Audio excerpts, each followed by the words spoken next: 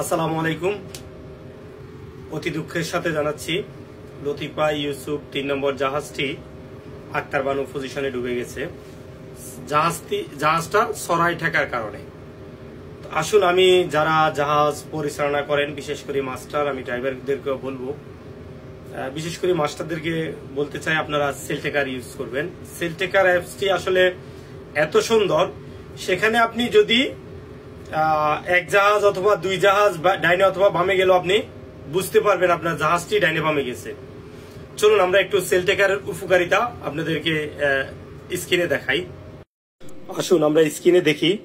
স্ক্রিনে দেখতে পাচ্ছেন যে একবারে চট্টগ্রাম থেকে শুরু করে আমার নারায়ণগঞ্জ পর্যন্ত পুরাটা লাইনটা আনা আছে।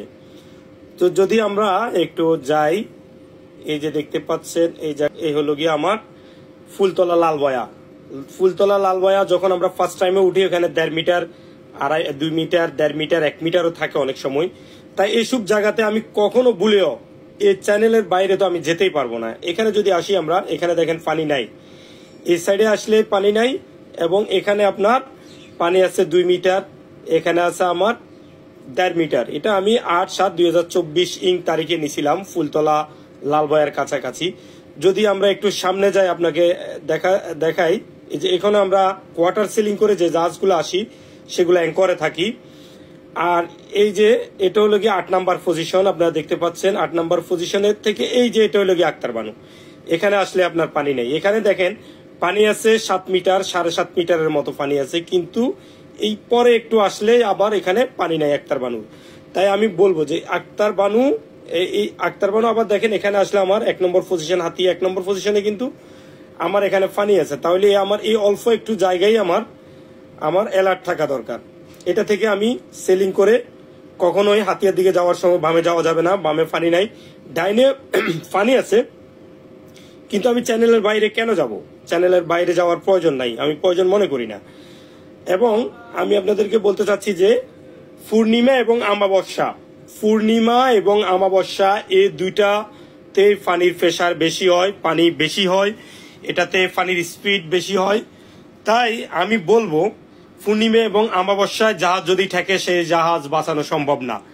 তাহলে আমরা পূর্ণিমা এবং আমাবস্যাতে চ্যানেলের বাইরে যাওয়া যাবে না। যদি আপনার আমাবস্যা পূর্ণিমা ছাড়া যদি আপনারা জানেন, লো টাইডে আপনার যদি কোনো জাহাজ সরাই ঠেকে, সেটি জাহাজ ডুবে না। কিন্তু আপনার যদি পূর্ণিমা এবং আমাবস্যায় যদি আপনার জাহাজ যায়, তাহলে জাহাজ ডুবে যাবে। তো তাই বলবো আমি সেলটেকার অ্যাপসটি ইউজ করবেন। এই অ্যাপসের মাধ্যমে আপনি যদি এই এক জাহাজ ডাইনে অথবা বামে গেলেও আপনি বুঝতে পারবেন। আসুন আমরা দেখতে পাচ্ছেন আপনারা ক্যালেন্ডারে আসলে দেখতে পাচ্ছেন 17 তারিখ আজকে গিয়েছে, 17 তারিখ, 18 তারিখে বৌদ্ধ পূর্ণিমা। কালকে আরো পানির প্রেসার বেশি হবে। আজকে 17 তারিখ, 18 তারিখ, 19 তারিখ, 20 তারিখ, আপনারা পূর্ণিমা এবং অমাবস্যার কাছাকাছি যে সময় এগুলাতে পানির প্রেসার বেশি হয়, তখন জাহাজ পরিচালনা করতে আপনারা সাবধানে পরিচালনা করবেন। অবশ্যই সাবধানে পরিচালনা করবেন।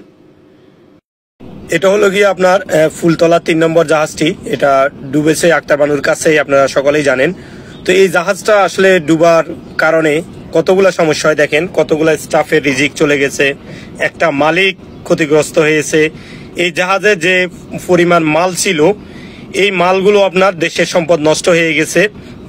তো তাই বলবো, আমরা চাই নৌ নিরাপদে থাকুক, নৌযান নিরাপদে পরিচালনা হোক, এবং সবাই সতর্ক থাকবেন যাতে করি জাহাজ দুর্ঘটনার কবলে না পড়ে।